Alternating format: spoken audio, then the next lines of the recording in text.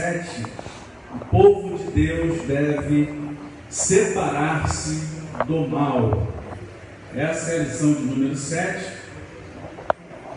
que o textual dessa lição está em 2 Coríntios, segunda carta aos Coríntios, capítulo 6, verso de número 17. O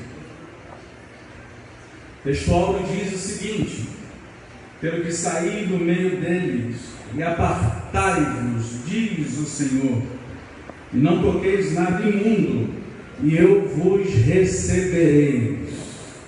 2 Coríntios 6, verso de número 17. A verdade prática da nossa lição, ela diz o seguinte: o mundanismo na igreja corrompe os bons costumes e extingue a santidade. A verdade prática, ela caminha por um ponto muito interessante de trazer um alerta para a igreja cristã acerca da santidade em oposição ao mundanismo. O mundo, ou mundanismo, é esse sistema regido por Satanás, é o sistema onde o homem ele é absorvido pela sua própria natureza humana, onde ele é inclinado a viver na centralidade da sua própria natureza caída humana, com as sugestões e inclinações do Deus desse século influenciando as tomadas de decisões do ser humano. Ou seja, o mundanismo é tudo aquilo que eu carrego, tudo aquilo que a pessoa carrega de uma centralidade em si mesmo, vivendo para a satisfação da sua própria natureza, vivendo como se fosse um rolo compressor, passando por cima do outro semelhante, vivendo um aspecto totalmente desassociado com o que a palavra de Deus requer do homem e da mulher, que tiveram um encontro com Deus, um encontro com Cristo. Então o mundanismo, ele vai diametralmente em oposição com as verdades da Bíblia. Ou seja, a Bíblia diz que nós devemos amar a Deus sobre todas as coisas. O mundanismo vai dizer que nós devemos amar a nós mesmos, que nós temos que manter o nosso estilo de vida nos amando acima de tudo, na própria satisfação da nossa própria natureza humana e caída. A Bíblia vai nos dizer que nós devemos amar a Deus sobre todas as coisas e ao próximo como a nós mesmos. O mundanismo vai dizer: viva na satisfação da sua própria natureza humana, viva para o seu hedonismo, para a sua própria satisfação humana, para que você possa sentir no máximo da tua natureza humana, na tua carne, nos teus sentimentos, na tua alma, a satisfação que você tem que sentir, não se importando com Deus, não se importando com o próximo, não se importando com ninguém. O que é interessante é você viver para você mesmo. Então, mundanismo e evangelho são coisas totalmente opostas. Não tem como alguém dizer que é do evangelho, que carrega a essência do evangelho, que teve um encontro verdadeiro com Deus, com a pessoa de Cristo, e que essa palavra do evangelho está entranhada nele, se ele vive com aspectos mundanos,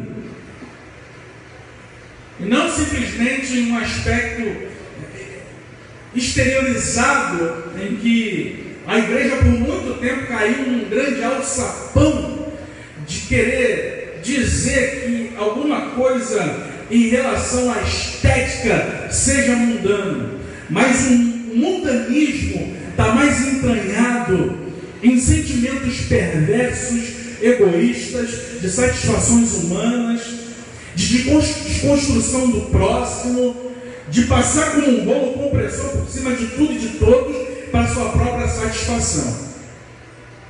Então, essa verdade prática aqui para nós já é um grande é uma grande lição para nós, que o mundanismo na igreja corrompe os bons costumes e extingue a santidade. Esse tema, que é um tema tão vital para a igreja cristã, que sem a santificação ninguém verá o Senhor. Então a santificação é esse processo que eu vou me apartando das coisas desse mundo. É um processo progressivo que eu vou crescendo mais e mais na presença de Deus, em que eu vou me distanciando das coisas que estão querendo que eu viva na minha própria carnalidade humana, e eu digo que eu sou de Deus, que eu sou de Cristo e que eu quero me chegar mais perto de Deus. Então a santificação é esse processo em que nós nos separamos daquilo que tenta nos corromper, que tenta tirar de nós a essência do Evangelho, e a santificação vai me levar mais próximo e mais perto de Deus. Então é um processo progressivo, evolutivo, que nós vamos indo cada dia mais e mais e mais. Vamos lá para acompanhar a revista? Se alguém tiver com a revista, acompanha. Se não tiver, pode acompanhar pela Bíblia. Nós vamos ler no livro de Esdras. Vamos ler aqui bastante versículos. Esdras capítulo 2. Esdras capítulo 2, versículo 59 ao 62. Depois nós vamos ler no mesmo livro de Esdras, capítulo 4, versículo 2 e versículo 3. E depois nós vamos lá para o capítulo 6, do verso 2 ao verso 4. Então nós vamos ler aqui bastante versículos, né? Esdras capítulo 2, 59 ao 62.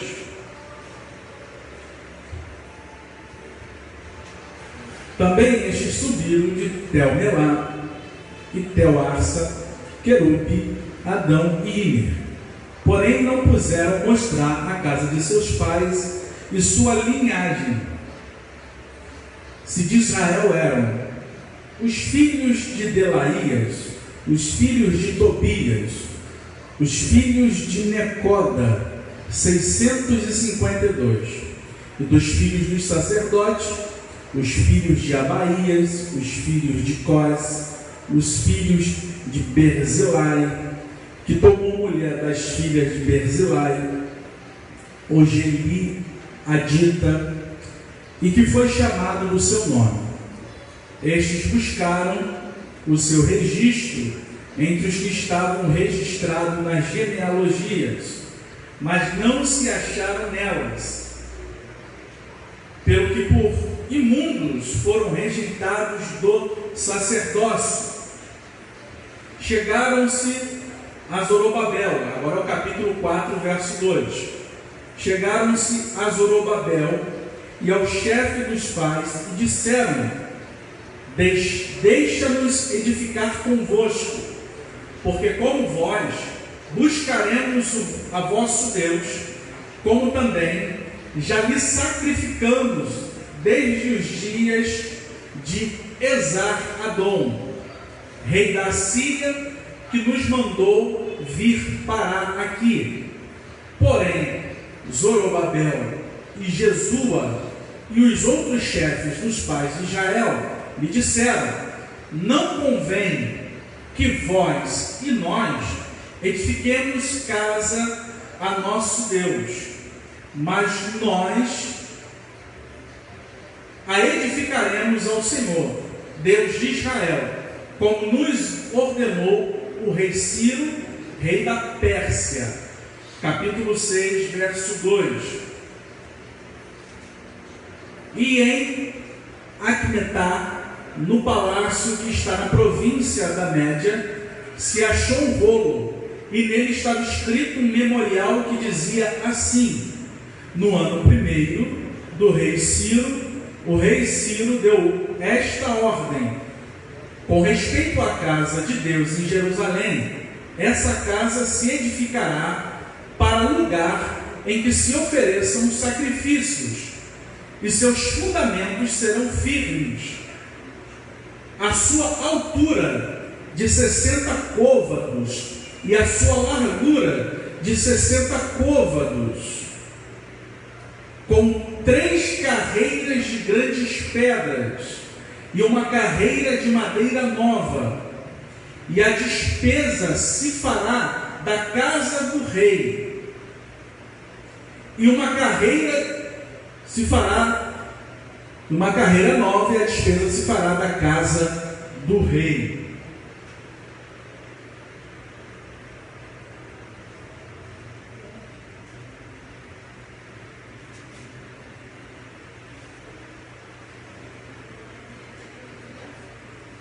Vamos aqui para a introdução da nossa lição de hoje.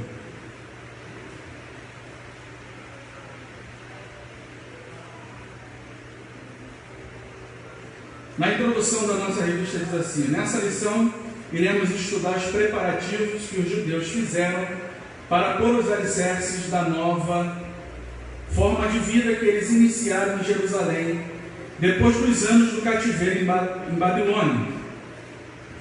Ali eles viveram espalhados pelo vasto território daquele reino, e agora iriam viver uma vida comunitária conforme o rito da lei. Ponto número 1 da nossa lição diz assim: somente os judeus retornariam a Judá.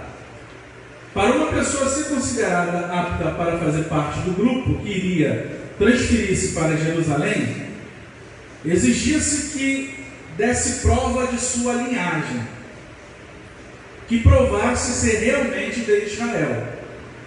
Na primeira tiragem foram excluídas 652 pessoas.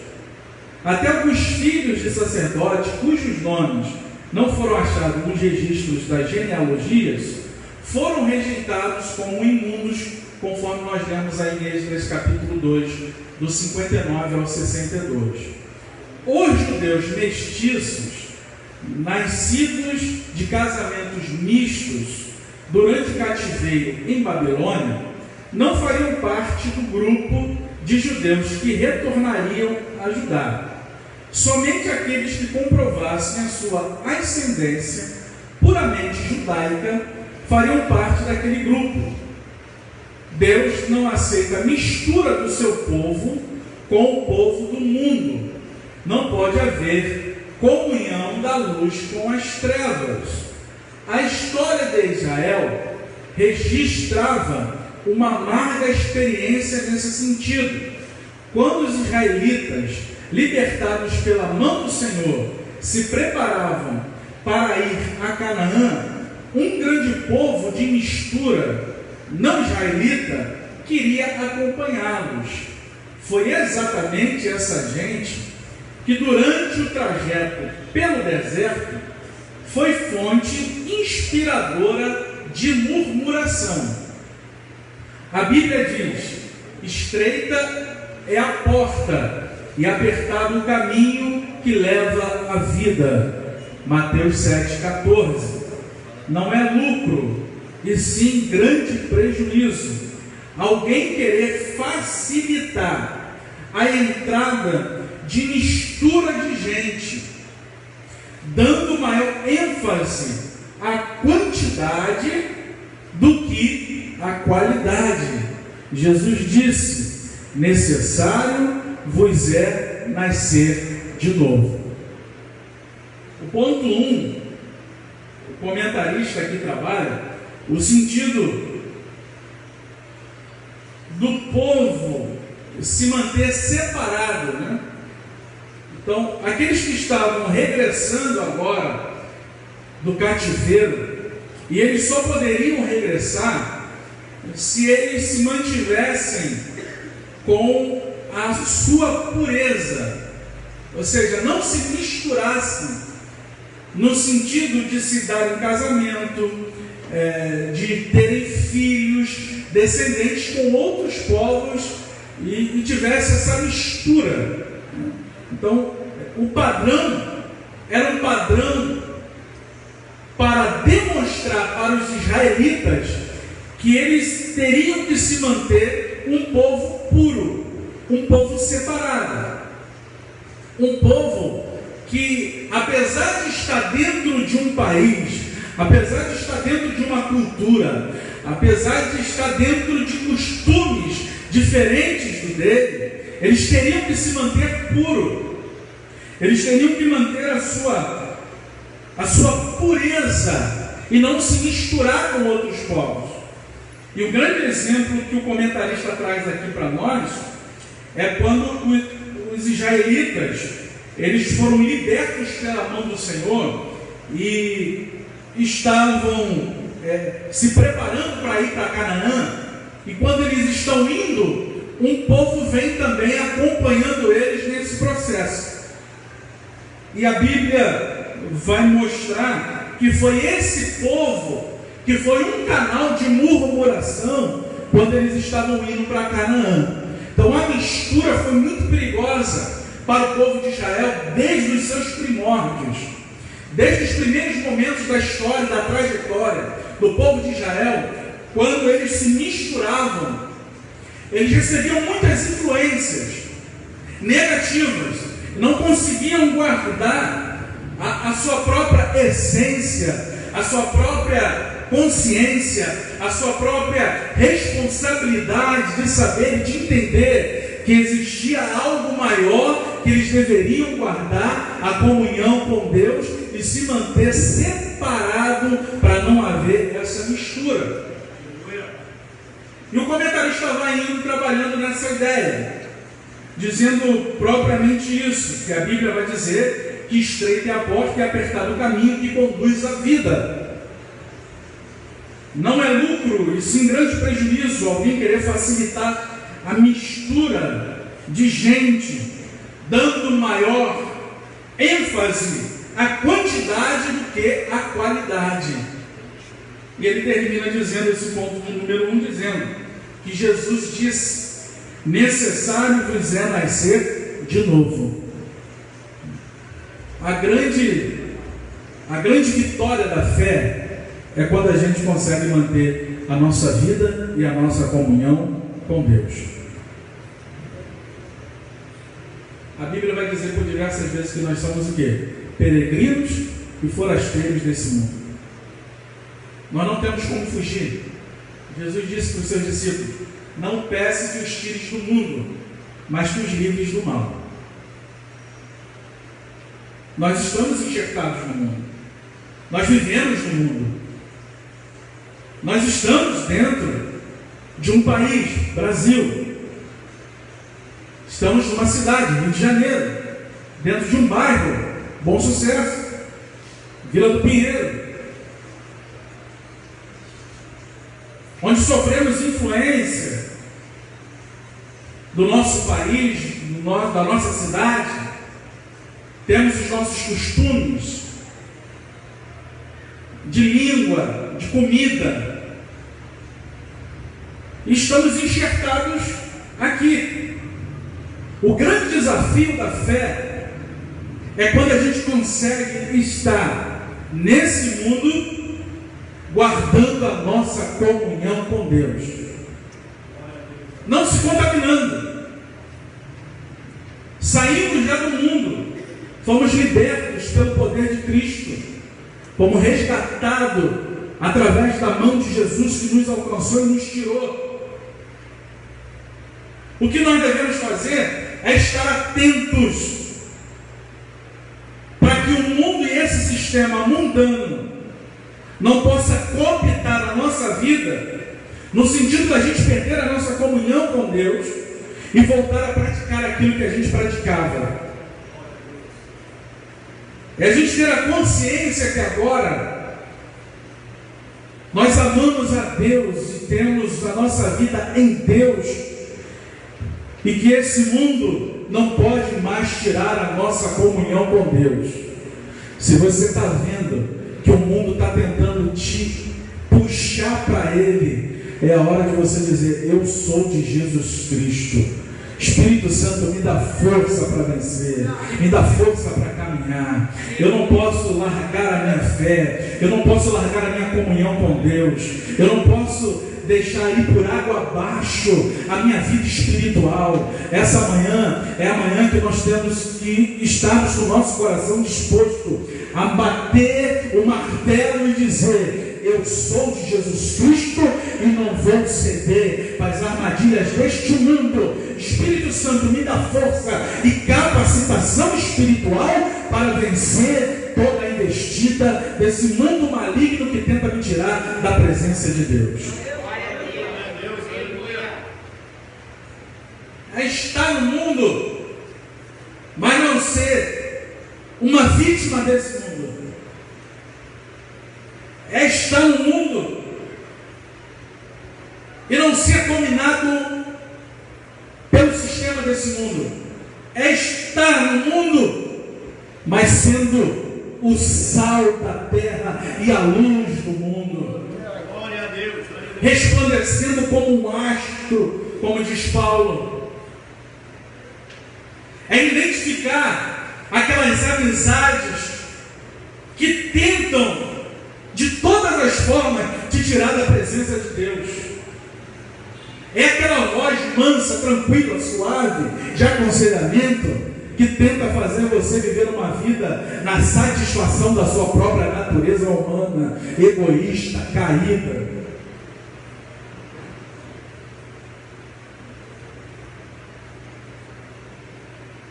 Ponto 2. Glória a Deus. Os judeus não aceitaram a ajuda dos samaritanos. Quem eram os samaritanos?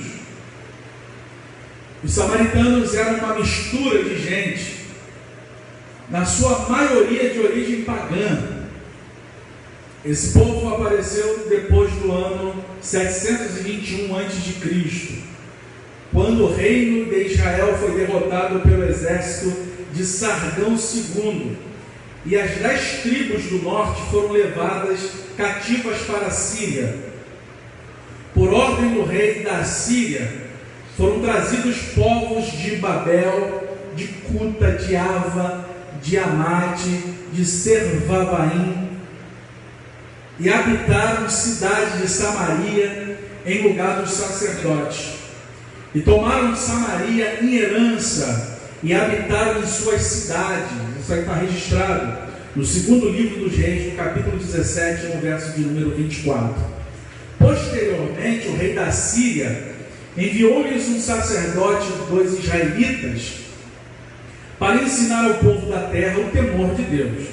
Assim, os samaritanos temiam ao Senhor, mas também serviam aos seus deuses. Segundo o livro dos Reis, 17:33. Aceitaram o ensino do sacerdote israelita, mas não deixaram a idolatria. Segundo o livro dos Reis, 17, do 34 ao 41. Representam muito bem uma vida na carne, da qual a idolatria é uma expressão.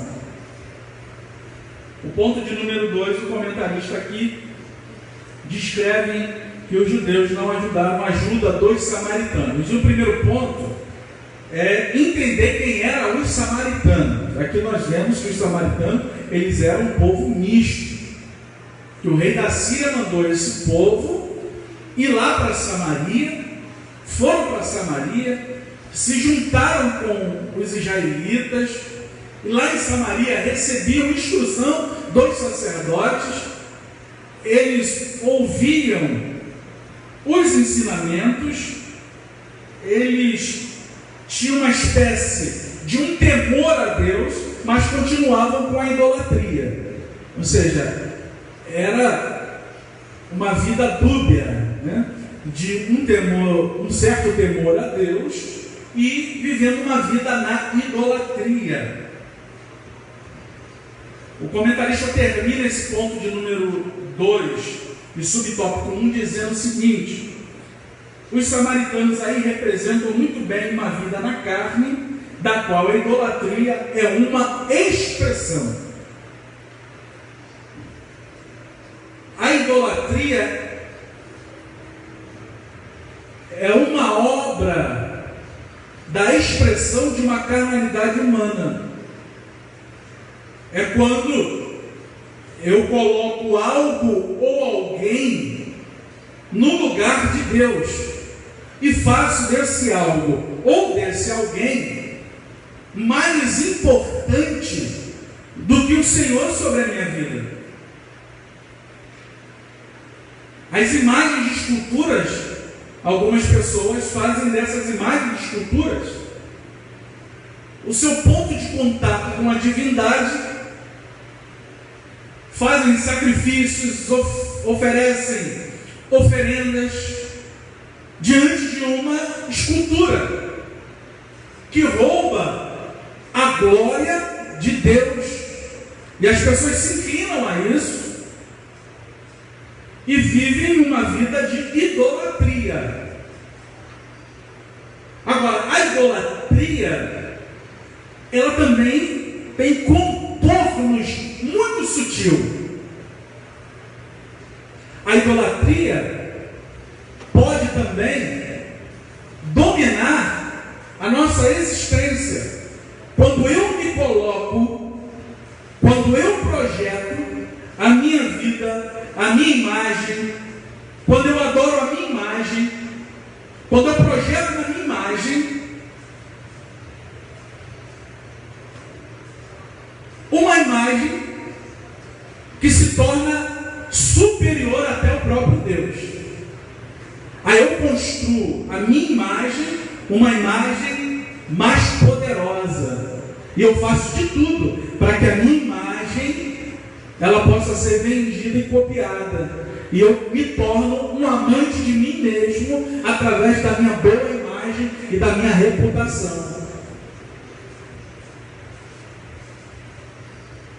O que Deus trata conosco é caráter. Glória a Deus, aleluia. Caráter é aquilo que de fato eu sou.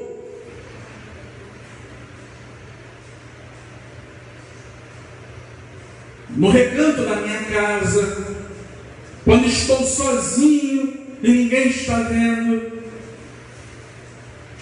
isso define quem eu sou. A constituição do meu ser.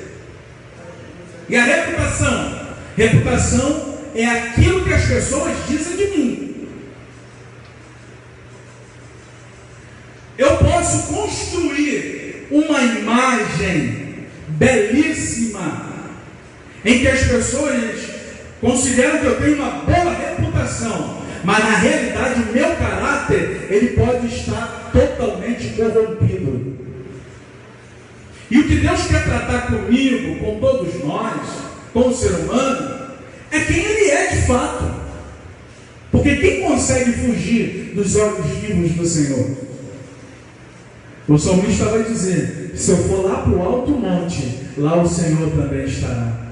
Se eu descer nas profundezas do mar, lá o Senhor também estará. Ou seja, eu posso estar no lugar mais alto desse mundo, os olhos do Senhor estarão. Eu posso estar no lugar mais profundo da existência da terra, lá também os olhos do Senhor estarão. Não há ninguém que consegue fugir dos olhos do Senhor. Glória a Deus, aleluia. Deus maravilhoso, aleluia, Deus. Por isso que Deus consegue e dá e efetua a sua misericórdia muito mais com alguém que tem caráter do que alguém que tem uma bela reputação. Quem tem caráter às vezes pode escorregar, pode vacilar, e quem tem caráter chega diante de Deus e diz: Senhor, eu errei, eu pequei, fui eu mesmo, eu estou aqui botando a minha cara diante do Senhor, não me escondo, porque eu de fato vacilei, mas tem misericórdia de mim. E o Senhor perdoa e purifica os seus pecados. Agora, quando uma pessoa ela vive na projeção da sua reputação, ela não está nem aí. continua fazendo atrocidades, tudo às escondidas e jogando debaixo do tapete.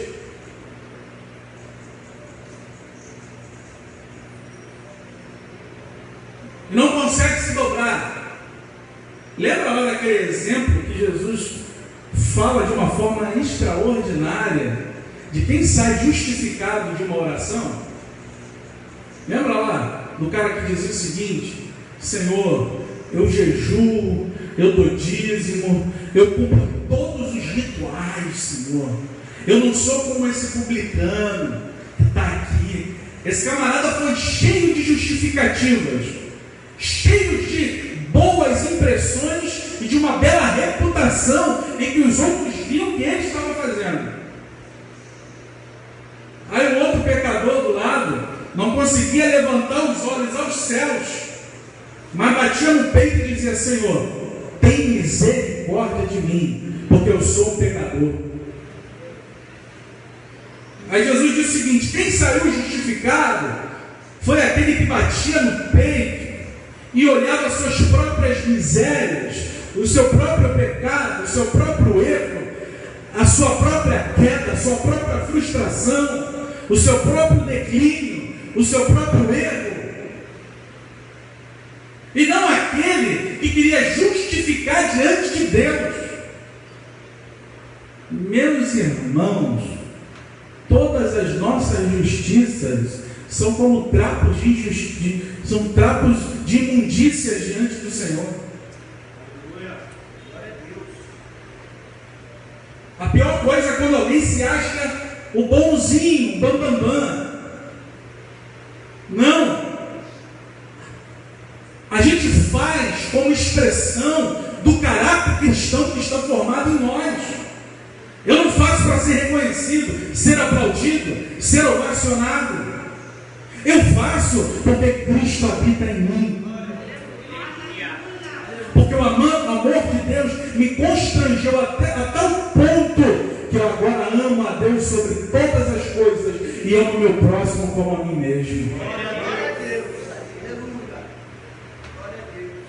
Ponto 2. Os samaritanos ofereceram cooperação aos judeus.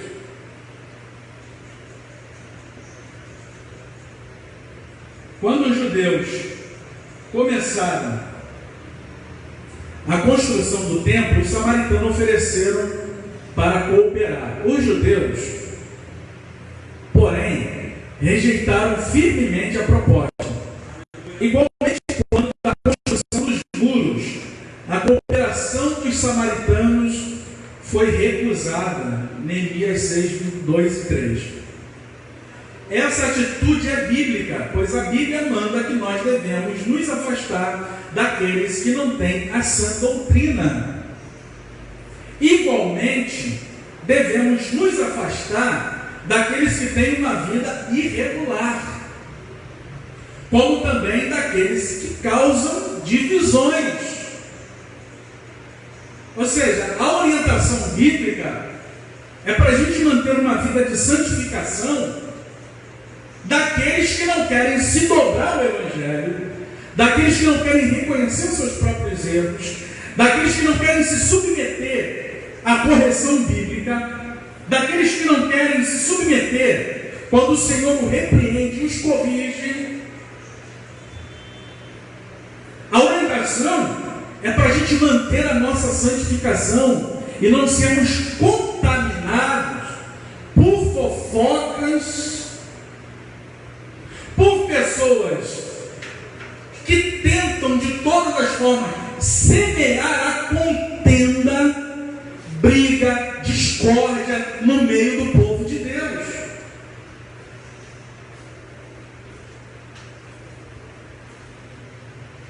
Aí a gente tem pecados de estimação, né? Aí a gente gosta de falar de pecados da área sexual, a gente gosta de bater em certos tipos de pecado. Mas agora, a contenda, o semeador de contenda, o fofoqueiro, o intrigueiro, o mexeriqueiro, o murmurador, aquele que tenta de todos os custos jogar a semente da briga, da discórdia, da separação.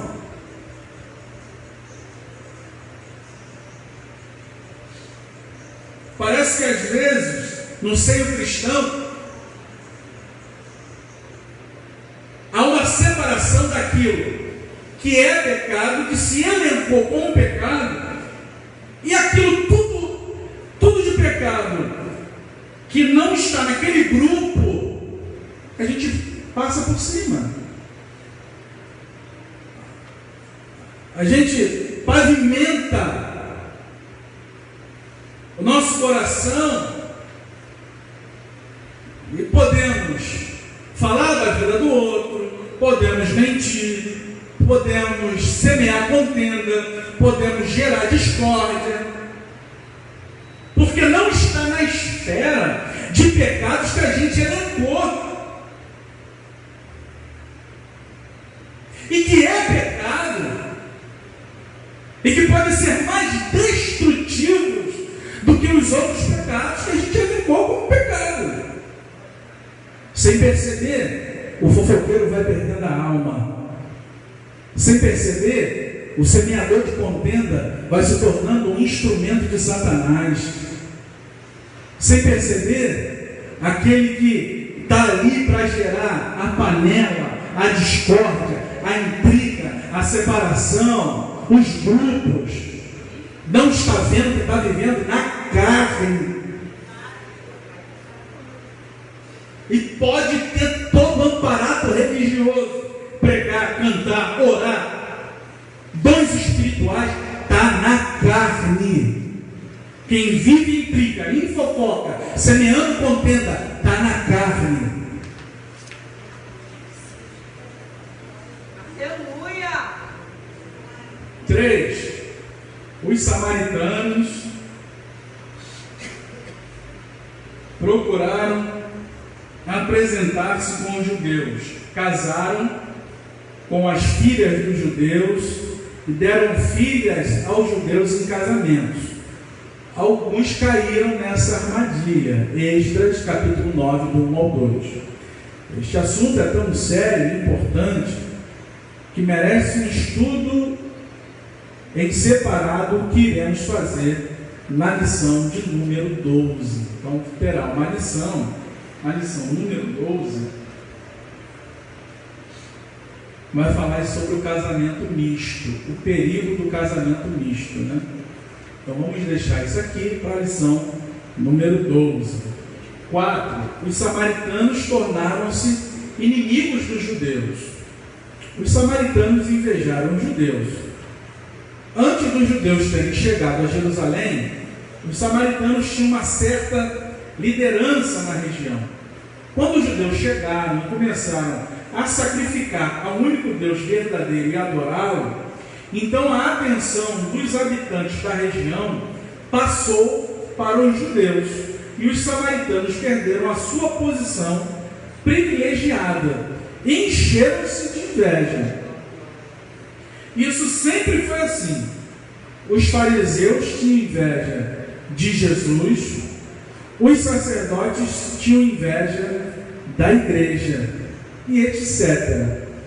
Aí aqui tem uma série de versículos em Atos, capítulo 5, versículo 17, Atos, capítulo 13, 45, Atos 17, 5. Os samaritanos imaginaram que, se conseguissem associar-se aos judeus, gozariam do mesmo privilégio que estes. Quando os judeus não aceitaram nada da parte dos samaritanos, o ódio velado transformou-se em inimizade declarada.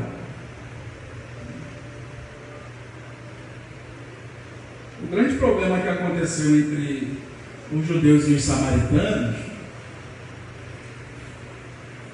que os judeus se tornaram tão legalistas, a ponto de excluir e de serem tão pesados com os samaritanos, que eles agradeciam a Deus por não terem nascido samaritano.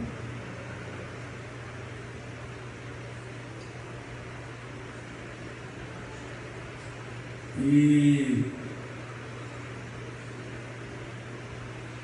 essa rixa ficou muito grande e severa entre os dois grupos, judeus e samaritanos, a tal ponto de ter esse sentido de uma exclusão até desumana, porque a separação e manter a pureza dos israelitas era algo pedagógico, didático, para ensinar os israelitas que eles deveriam viver uma vida separada diante de Deus e não se tornarem legalistas a tal ponto de excluírem ou de fazerem os samaritanos como se não fosse nada ou ninguém, como se fossem pessoas desumanas, imprestáveis. Aí Jesus, se você vê no relato dos evangelhos, Jesus usa figuras escrachadamente dos samaritanos como uma forma de dizer que existiam samaritanos que temiam a Deus e que serviam a Deus. Lembra lá daquele certo doutor da lei que foi interrogar Jesus?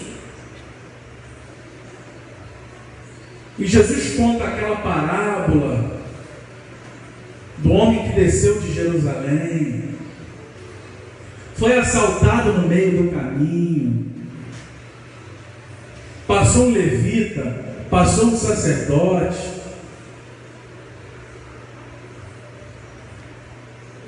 veio um samaritano, recolheu aquele homem, levou para a estalagem, cuidou. E a pergunta de Jesus para aquele doutor da lei: qual deles foi mais próximo do homem? E o doutor da lei, que era tão racista, xenofóbico, que era habitado por um legalismo exclusivista que separava ele de um povo puro, dos samaritanos, que ele não conseguiu falar que foi um samaritano. Ele disse: foi aquele que usou de misericórdia. Jesus joga para o alto todo o conceito legalista, exclusivista de uma raça, porque Deus comprou para si povos, tribos, de todas as línguas, raças, comprou homens para si. O Evangelho, a graça de Deus, o amor de Deus, o sangue de Jesus comprou homens de toda tribo, língua e nação. Não vivemos mais naquele pacto da antiga aliança exclusivista para um povo. Era uma maneira didática, pedagógica de ensinar que eles deveriam viver uma vida de santidade, mas não viver uma vida que excluía o outro a tal ponto de dizer que o outro não é nada, que não vale nada. Não é isso. E Jesus vem dizer para nós que existem pessoas, sim, que amam a Deus, que servem a Deus, que temem a Deus, independente da nossa denominação, independente do nosso estado, independente do nosso país. Existem outras pessoas que compõem a igreja de Jesus, que é a igreja invisível, que compõe todos os salvos que estão vivos ou aqueles que já partiram, que é a igreja que está sobre toda a eternidade. Glória a Deus, aleluia.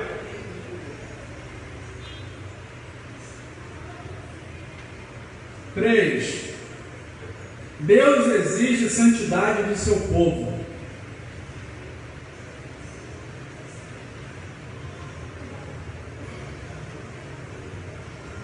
Em toda a história do povo de Deus, observa-se que ele, para manifestar-se no meio do seu povo, exigia plena santidade.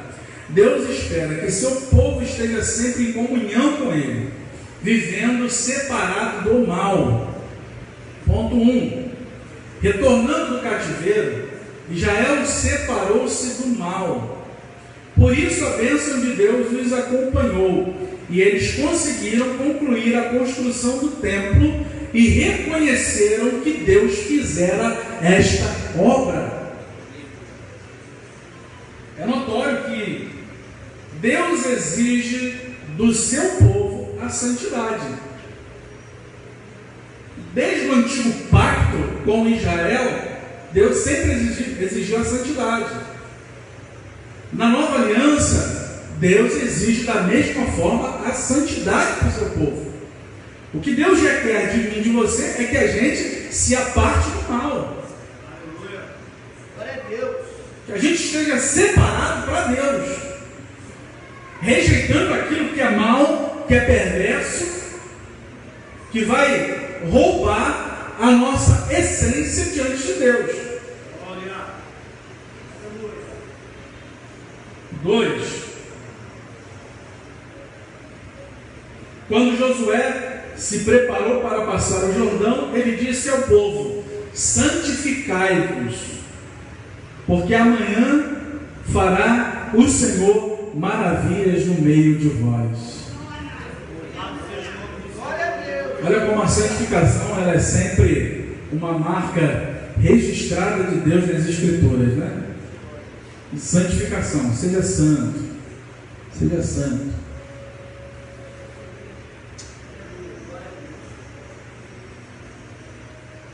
Volta e meia a gente precisa ouvir: seja santo, santifica-se.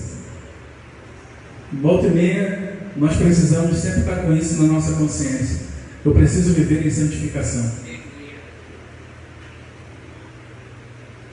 Há uma luta muito grande entre a nossa carne e a nossa vida espiritual. O nosso homem carnal quer viver sobre o regimento da carne.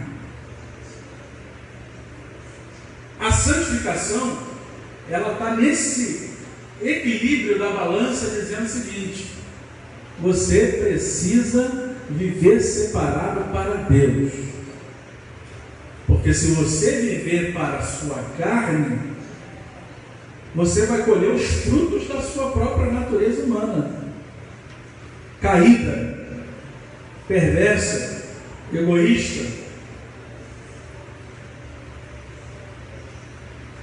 Quem vive na carne vive uma vida centrada em si mesmo. Quem vive no Espírito vive uma vida centrada em Deus. A santificação, ela nos leva a reconhecer que precisamos estar mais perto de Deus,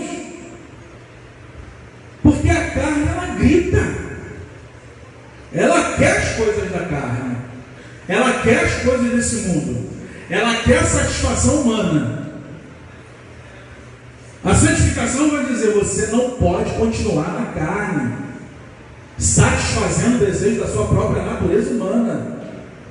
Eu e você temos que viver uma vida para agradar agora a Deus, porque Ele que foi que nos comprou através do sangue de Jesus.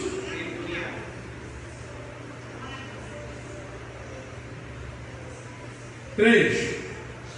O anjo do Senhor visita o acampamento israelita. Antes de iniciar a conquista de Canaã, Josué recebeu a visita de um anjo. Josué então lhe perguntou: que diz meu Senhor ao seu servo? E a resposta que recebeu foi: descalça os sapatos de teus pés, porque o lugar que estás é santo. Josué capítulo 5, verso de número 13 ao verso de número 15. 4. Israel é derrotado pela pequena cidade de Ai. Quando Josué, com o rosto em terra, perguntou ao Senhor o porquê daquela derrota, o Senhor respondeu: santificai-vos para amanhã. Anátema há no meio de vós. Israel, diante dos vossos inimigos, não podereis suster-vos, até que tires o anátema no meio de vós. O pecado descoberto foi desraigado, e então disse a Josué: levanta-te e sobe a Ai. Olha que te tenho dado na tua mão o rei de Ai, e seu povo, e a sua cidade, e a sua terra. Está lá em Josué 8:1. Deus exige santificação de seu povo para poder operar no meio dele. Israel é derrotado por uma pequena cidade, porque dentro da comunidade de Israel eles foram derrotados porque estavam vivendo em desobediência, em pecado contra Deus, uma rebelião contra Deus. E depois que foi retirado, o pecado descoberto foi tirado. Então Deus disse para Josué: pode levantar, que eu vou te dar essa cidade, ela será de vocês.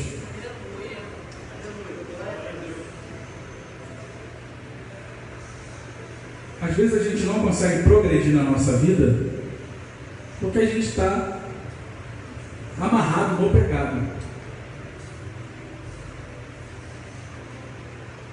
Parece que as coisas não vão andando, porque o pecado traz peso, traz consequência para a tua vida espiritual, consequência para a tua vida física também. Você vai se sentir pesado espiritualmente.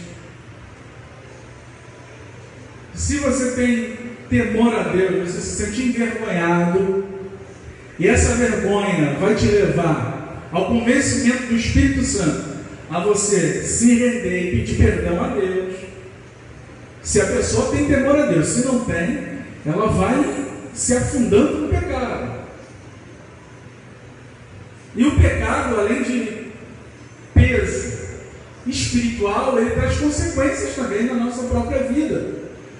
Quando a gente está envolto ao pecado, a gente pode ter as consequências mais danosas para a nossa vida. Então depende da nossa postura, de como a gente vai querer viver, agradando a Deus, se santificando, rompendo com as coisas desse mundo, ou vivendo na centralidade da nossa carne, da nossa própria natureza humana, e se envolvendo com o pecado. A ordenança bíblica é que o povo de Deus viva em santificação. Não tem outro caminho, não tem outra escolha, não tem outra opção para o povo. 4. Devemos manter uma vida de separação do mal. 1. Os judeus mantiveram-se separados dos samaritanos. Se os judeus tivessem aberto a porta para uma união com os samaritanos, esses provavelmente ter-se-iam mostrado afáveis e pacíficos no início, mas teriam perturbado a união que havia entre os judeus, teriam participado do culto dos judeus e afastado a presença do Senhor, uma vez que Deus não se une à idolatria. Vale a pena manter a separação com o mundo. Lembra que os samaritanos, eles tinham um certo, entre aspas, temor a Deus e viviam também na idolatria. Então, se o povo se mantesse junto com os samaritanos, provavelmente eles iriam também caminhar para a idolatria. 2. A Bíblia mostra exemplos de servos de Deus que duvidaram se valia a pena manter a linha de separação do mal. O salmista Asaf escreveu no Salmo 73: na verdade, que em vão tenho purificado o meu coração e lavado as minhas mãos na inocência. Salmo 73, 13. Olha que declaração, hein? Ficou profundamente perturbado, mas Deus o ajudou a encontrar a resposta. Até que entrei no santuário de Deus, então entendi o fim deles. O salmista ficou tranquilo: todavia estou de contínuo contigo, tu me guardastes pela minha mão direita, guiar-me-ás com teu conselho, e depois me receberás com glória. Asaf entendeu que valia a pena servir ao Senhor. Lembra aí desse Salmo 73? Asaf começa a olhar para o ímpio e vê que o ímpio não temia Deus, não estava nem aí para Deus, não estava nem aí para o semelhante e estava prosperando. Não tinha nada de mal com o ímpio, estava indo tudo muito bem. Ele escreve o Salmo 73, ele diz: meus pés quase se desviaram.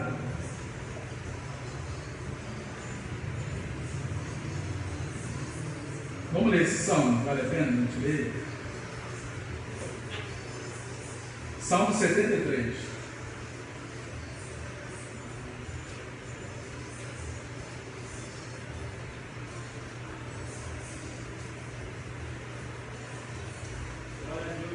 Olha que salmo esplêndido, né?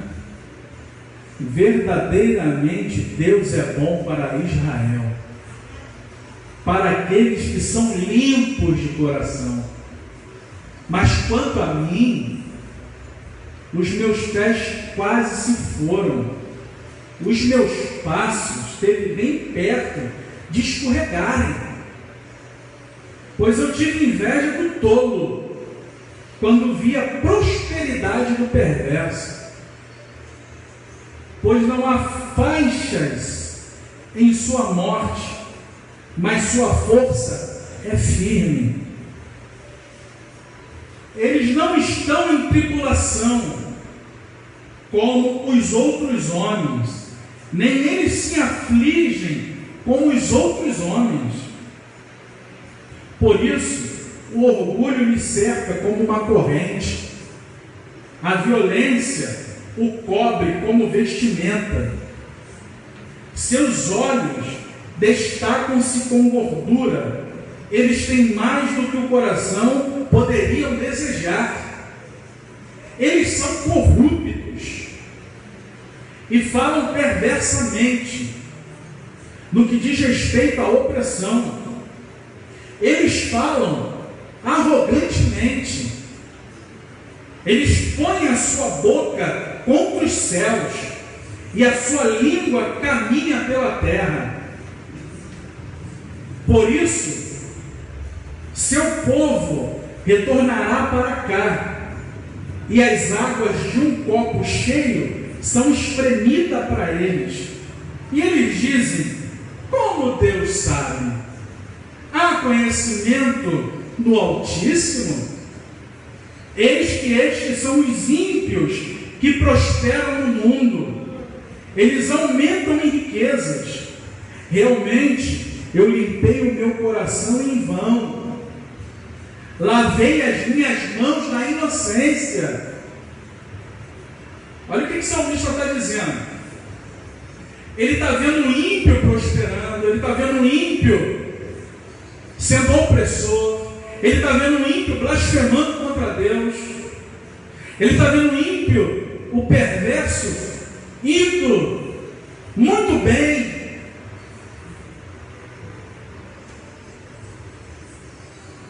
No verso 13 ele diz: realmente, eu limpei o meu coração em vão.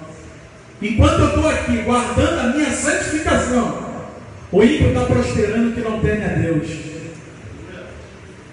Você vê que isso não é muito questionamento de muito crente? Por uma teologia aplicada de maneira errada, que diz que o crente tem que ser rico, tem que prosperar, por essa teologia furada, que diz que o crente ele tem que conquistar tudo, tem que ser patrão. O salmista, mais ou menos, ele estava indo dentro dessa teologia. Eu guardei a minha santificação em vão. Por quê? O ímpio está prosperando, ele não teme a Deus, não serve a Deus. E eu que sirvo a Deus, que guardo a minha vida com Deus, isso para mim não valeu de nada. Realmente eu limpei meu coração em vão e lavei as minhas mãos na inocência. Pois ao longo do dia tenho sido afligido e castigado toda manhã. Não parece assim também com a gente?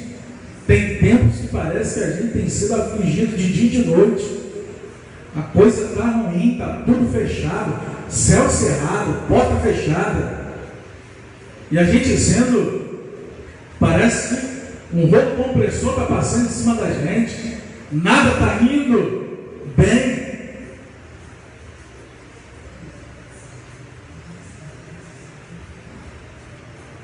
Verso 15: e se eu disser, falarei assim, eis que eu ofenderia contra a geração dos teus filhos. Quando eu pensei em conhecer isto, foi doloroso demais para mim. Aí o salmista faz uma descoberta, né? Até que eu fui ao santuário de Deus, então eu entendi o seu fim. Aí ele entrou pelo santuário de Deus, e ali ele conseguiu compreender qual é o fim do perverso, qual é o fim do ímpio, qual é o fim do corrupto, qual é o fim daquele que não serve a Deus, qual é o fim daquele que pode ter toda a prosperidade em vida, mas fechou os olhos nessa existência, seguirá o juízo contra ele. Lembra lá em Lucas capítulo 16, quando Jesus fala sobre o rico e Lázaro, mendigo, e o rico vivendo esplendidamente, com roupas caríssimas, festas, banquetes. Quando tombou aqui, quando os olhos fecharam aqui, acordou na eternidade, em tormentos eternos. Não vale a pena a gente deixar a nossa posição de servo de Deus e deixar que a nossa santificação vá por água abaixo por conta de coisas materiais, dinheiro, coisas humanas, em que tudo que está aqui, de uma hora para outra, pode se perder e pode ir por água abaixo. Glória a Deus, aleluia. A vida é uma montanha russa, né? Um dia a gente está embaixo, um dia a gente pode estar em cima, e quem está em cima pode estar embaixo. A coisa muda, a vida é cíclica. Às vezes nem tudo é eterno. E quem tem muito dinheiro pode pegar uma doença e morrer com todo o dinheiro que tem. O que vale mais a pena é a gente guardar a nossa comunhão com Deus, a nossa santificação com Deus. Que essa manhã, esse ensino, essa escola dominical possa ser um despertamento para a nossa vida espiritual, para a gente guardar a nossa fidelidade e a nossa santificação diante de Deus. Malaquias respondeu aos que diziam ser inútil servir ao Senhor, dizendo: há um memorial escrito diante dele, para os que temem ao Senhor e para os que se lembram do seu nome, e eles serão meus, diz o Senhor dos exércitos. Naquele dia, que farei serão para mim particular tesouro. Poupá-los-eis como um homem poupa seu filho que o serve. Vale a pena servir ao Senhor. Paulo vai dizer que se nós esperamos em Cristo, somente nessa vida, nós somos os mais miseráveis de todos os homens. Se temos com o que comer e com o que nos vestir, estejamos com isso contentes. Você tem fôlego de vida, Deus te deu saúde. Nós temos a capacidade de correr atrás dos nossos objetivos. Estude, se qualifique, não fique parado no tempo, mas tenha certeza que a vida espiritual é mais valiosa do que qualquer bem material existente nesse mundo. Vale a pena servir a Deus. 3. Devemos viver conforme a vontade do Senhor, para que no tempo que vos resta na carne, não vivais mais segundo as concupiscências, satisfazendo essa vontade forte da tua carne. Uma vez eu falei para os adolescentes: os hormônios estão aflorados, a carne está aflorada. Vai no hortifruti, compra uma dúzia de laranja, descasca todas as laranjas e chupa essas laranjas.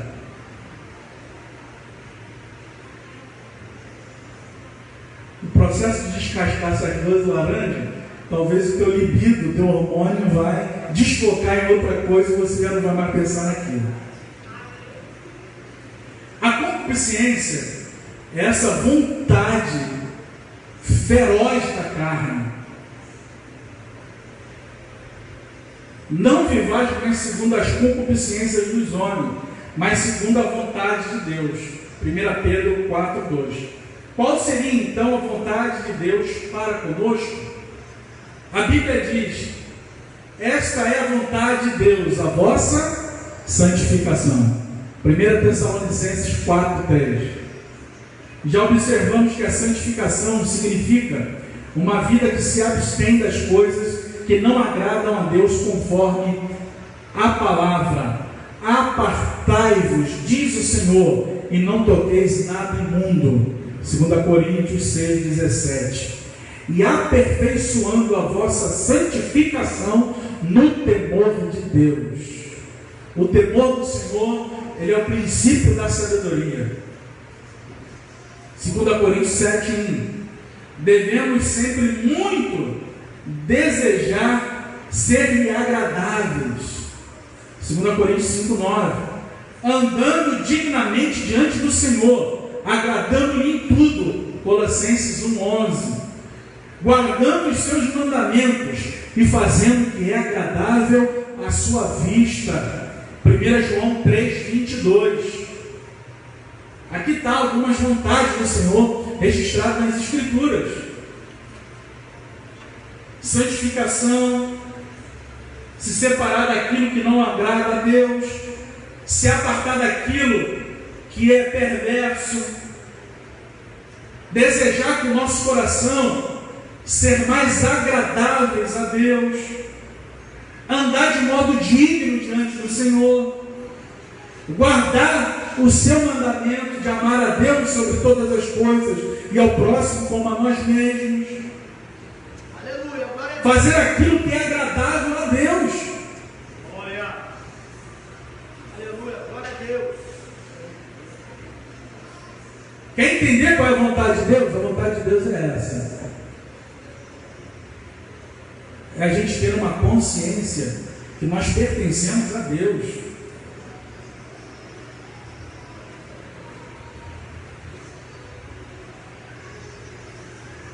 Daniel estava fora da sua pátria, fora da sua nação, longe da sua família.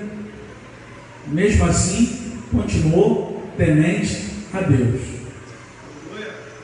Estava numa cidade diferente, com costumes diferentes, deuses diferentes, e Daniel seguia servindo a Deus. Um meio pode influenciar? Pode.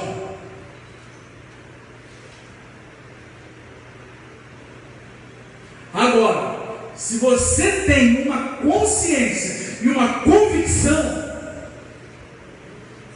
você consegue romper com esse meio. Você consegue ultrapassar esse limite e resguardar a sua vida diante de Deus. Mas isso tem que partir de nós, uma plena convicção de quem nós estamos servindo. A experiência da salvação, a experiência de conversão, a experiência de uma nova vida em Cristo planta no centro interior do homem que ele não consegue mais viver longe de Deus. Lembra lá das palavras de Pedro? Eles foram. Vocês querem ir também? Senhor, para onde nós iremos? Somente tu tens a palavra de vida eterna. Não há outro para qual nós devemos ir. É só o Senhor. Ainda que a gente tenha no nosso ambiente pessoas com maus costumes, pessoas que se inclinam para o mal, isso não é preponderante para fazer com que eu largue a minha santificação diante de Deus. Eu guardo a minha vida porque eu não tenho para onde ir. A minha vida não é mais minha, a minha vida é de Deus. A vida que agora eu vivo na carne, eu vivo para satisfazer a Deus. E agora a gente encerra, ponto 4, a gente está encerrando. Bênçãos que acompanham os que vivem conforme a vontade de Deus.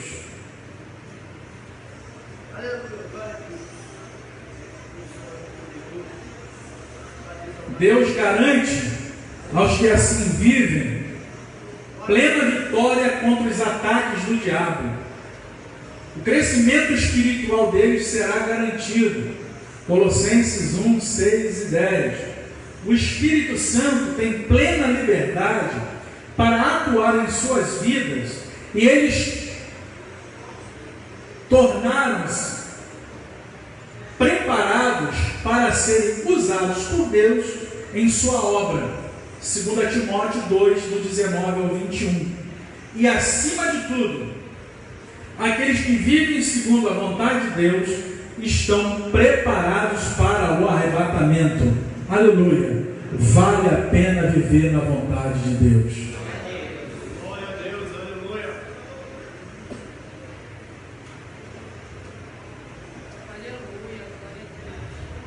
A vida cristã existe dois estágios, né? Deus operando em nós o querer e o efetuar, e existe também a nossa responsabilidade humana. Dentro da responsabilidade humana, eu preciso me apartar do mal, eu preciso me separar, eu preciso viver em santificação, eu preciso viver uma vida em obediência a Deus. Isso é uma responsabilidade minha. O lado divino é o Espírito Santo produzindo em mim força, equilíbrio, determinação, gerando em mim arrependimento, gerando em mim a força devida para me manter de pé na presença dEle. Que essa manhã, meus irmãos, seja uma manhã de despertamento para a nossa vida espiritual. Pode ter certeza, vale a pena servir a Deus. Vale a pena.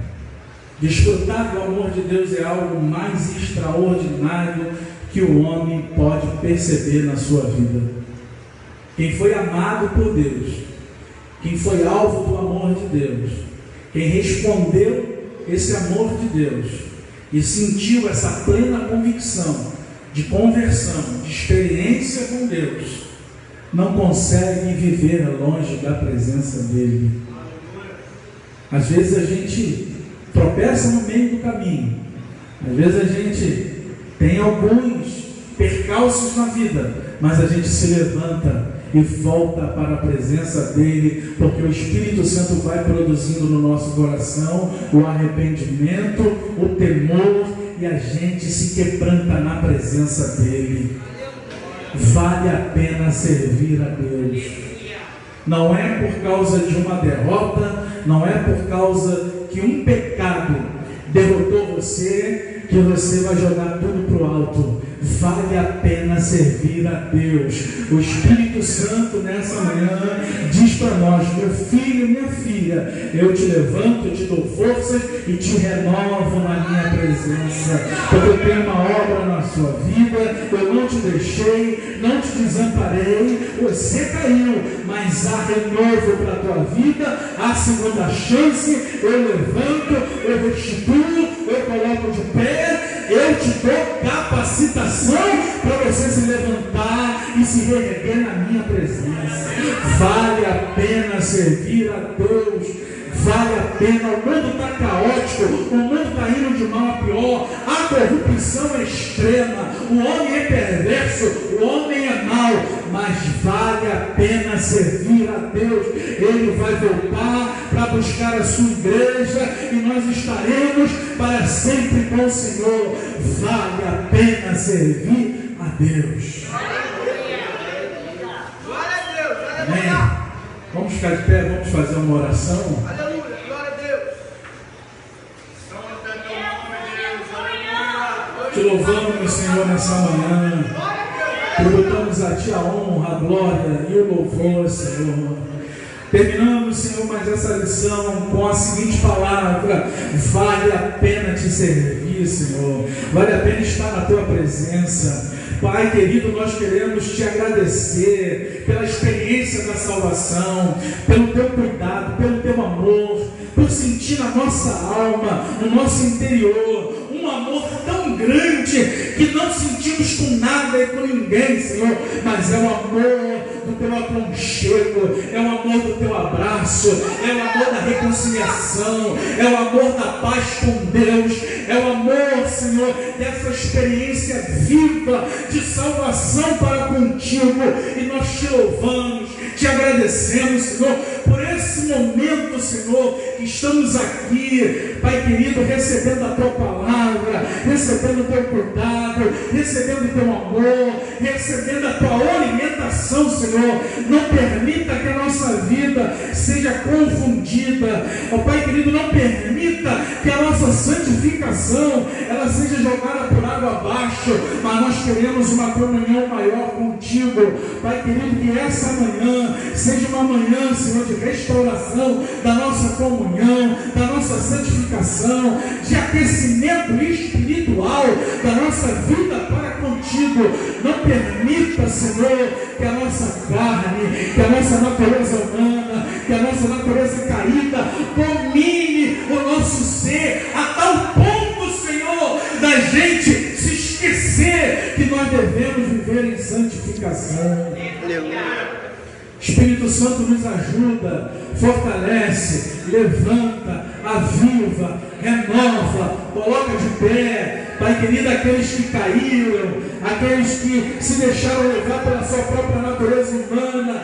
Pai eterno, mas tem misericórdia, tem o teu amor, tem a tua graça, tem o teu perdão, pronto a levantar aquele que reconhece os pecados, aquele que reconhece a sua vida, aquele que reconhece que é um pecador e se prostra diante de ti, Senhor. Pai querido, perdoa os pecados, levanta, coloca de pé para a glória do teu nome, e que possamos manter a nossa santificação, nosso processo glorioso de salvação, que é o processo da santificação mais apurado na tua presença. Assim te oramos e te agradecemos no nome de Jesus. Amém.